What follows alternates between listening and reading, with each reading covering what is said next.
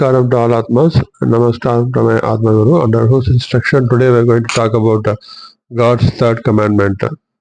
That is, He wants every person, every people in this universe to come to Him, to attain Jivan Mukti. Because the human birth is meant only to release all karmas and attain Jivan Mukti. He wants everybody to come back to Him. And for that only, He has given us various duties in this life, right from birth to death. And He wants these duties to be fulfilled by everyone honestly, diligently, without misusing their power and position, by which they should avoid accumulating bad karmas for themselves. But what is happening in the present day world? People in power and position, like government servants, people working in like Tahsildar office, government, corporations, local bodies, MLAs, MPs, ministers, everybody has got a great power and they got a great opportunity to do service to the people as a part of the official work. For the official work, they have been paid salary which they can use for the family welfare. But in case if you see a person working in a private firm, he is doing his work hard, night and day work for making profit for his boss. Of course, he is getting salary which he takes care of his family. But his entire service is only to a particular boss for whom he is working for his profit. But as far as the government servants are concerned, whatever work they do, honestly, it is going to the benefit of the people.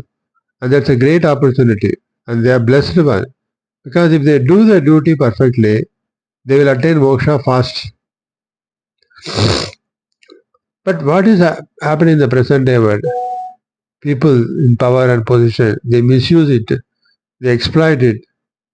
Public servants, if any people approach a Tahsildar for birth certificate, death certificate, or pension benefits, Tahsildar office, a revenue officer, VO officer, for any clearances for patta or any survey, everything, anything.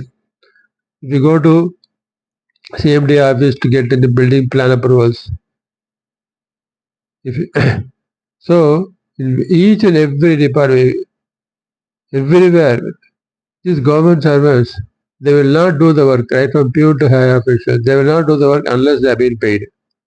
This is happening in central government offices, staff companies, official liquid office, and income tax, GST, every office, wherever you go for any specific approvals, licenses, clearances, everything, they demand money.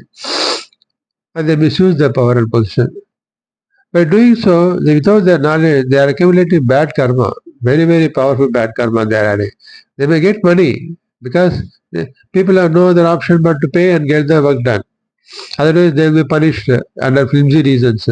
If you say that I won't pay, they will reject the application or giving flimsy grounds.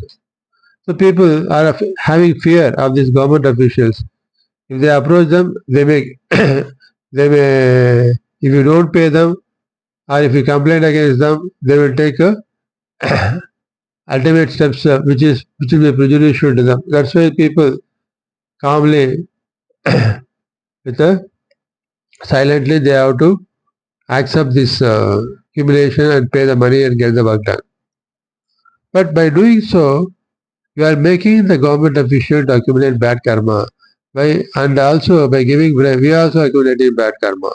So both the beneficiary and the doer are both accumulating bad karma, which he doesn't want to accumulate.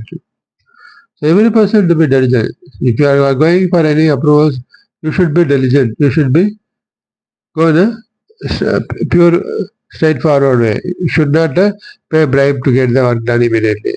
And similarly, the government servant should not take any bribe and he should see his duty perfectly done and clear all the cases faster. But since that is not happening, even in bank also if you see, the bank officials, if no poor student who got good marks, if you go and ask for any education loan, he will be denied. Similarly, poor people, if they go for mudra loan or any other loans, they are not given. But if any rich man comes and says, I will give so much deposits, they'll be granted loans. That's why you see big banks, crores and thousands of crores have been siphoned by these so-called rich people, whereas the poor and needy people are not getting money because these thousands of crores where they get the officials or the higher bank officials, they get necessary commission for their work for the whereas the small people will not pay anything. That's the reason they deny these applications. So the legitimate rights of the people have been denied at various levels in government offices, MLAs. If you see in case of MLAs and MPs and ministers, they involve in corruption in what way? Especially in getting the government tenders, road laying, bridges, culverts, or the water body cleaning, anything you take, it is given under tender. These tenders are taken by these either by the MLAs or the binamis, and they make huge money out of it. And they use ulterior products to get and see so that the work again the tender in another 1 year you get. That is, they are making money. A ward member who before getting elected goes by walker, after just 4 years, 5 years time, he get a Toyota Collis and he can construct a big house. And people are seeing in our front it is happening. And we are silent spectators that our money is being used by these people and enjoying it. So for all these things, there should be a remedy. That's why the God's third commandment, he wants everybody to fulfill their duties honestly, diligently. And people should get their legitimate rights. For this, he has introduced this eighth charter point, what is called People's Ombudsman, to get the legitimate rights of the people fulfilled to all. What does People's Ombudsman do? Ombudsman is a person who safeguards the rights of the people and punish those who are involved in wrongdoing thing against the people. So these people, government should take the initiative to form a People's Ombudsman at each assembly constituency level and a proper legislative body. This People's Ombudsman should be an independent body where a committee should be formed with, I told you in the last session, a society for all. In every odd level, we should have a ward residential welfare association.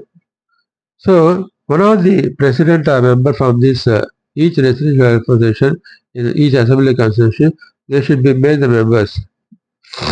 And retired judges, retired police officers, retired people, officers from CBA, Enforcement Directorate, and Narcotics Division, like these banks, such people should be made members of this ombudsman.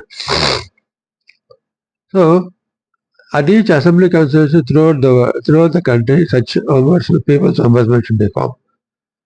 Here, people who are affected by this government servants acts, if they directly raise complaint, these government servants will send some people with the support of police. They may threaten them and or the politicians, they may threaten these people and put them into trouble.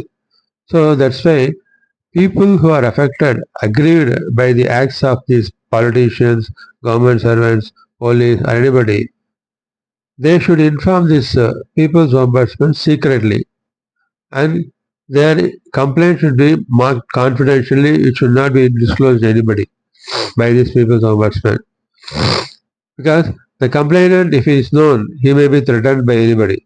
So the people need not approach them directly. They can send the complaint to online portal, the confidential portal of the officers of the people's ombudsman. These people who get the information, complaint from these people, they make a thorough investigation about the official against whom the complaint is raised, and they take punitive action against them. And even they pass orders for arresting them and put punishment for them.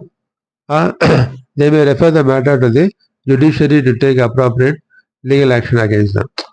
File a complaint, a criminal complaint in the high courts to take serious action against them. So by doing this, the object is not to punish them, not to create a fear in the government servants, but make them to fulfill their duty diligently so that they release their karmas. And at the same time, the legitimate benefits which each people are entitled from the various government welfare schemes, and whatever the rights what they have to get, like pension, like patta, all these things, these governments are who has to give, they should give it for, so that the people benefit out of it. That will contribute for the economic upliftment of the people, that may create a real developed nation. And this is the objective. Whoever involved in fulfilling these duties, government servants, people ombudsmen, people who make this complaint, and who those people, those governments who fulfill their duties perfectly, all these people will get release of their karmas and attain Jivan Mukti. So let us all do this in the right perspective and see the God's third commandment fulfilled to bring real peace in the society, and also all attain the Jivan Mukti by fulfilling their duties and release their karmas. Thank you.